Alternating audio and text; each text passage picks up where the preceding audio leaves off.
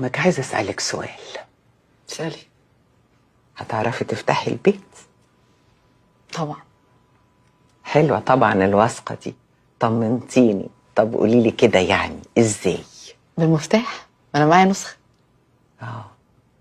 هاجر، ما تشيلينيش يا حبيبتي قبل فرحك. هي دي كل معلوماتك عن فتح البيت؟ فكرة فاهمة كل حاجة بس عاملة نفسي مش فاهمة. السلام. طب قولي لي كده شويه حاجات من اللي انت فاهماها. بالنسبة للغسيل الغوامق لوحده وهي عصرة واحدة. بالنسبة للفواتح أنا عارفاها. بالنسبة للأكل بعرف أعمل بيض عيون وبيض أومليت. أما للمشروبات أمرها سهل. كل حاجة هتعدي متقلقيش أنت بس. الاخرانيه دي ايه؟ قوليها تاني كده. المشروبات. المشروبات؟ عمرك ما سمعتيها صح؟ هقول ايه؟ هقول انا كده اطمنت يا حبيبتي، اتكلي على الله بالسلامه. ايه ده؟ في ايه؟ نهار اسود، ده الفشار. فشار؟ معرفش يا بنت ايه اللي بتكلمني عنه الكلام الفارغ ده. بيت كلام فارغ وفشار ومشروبات.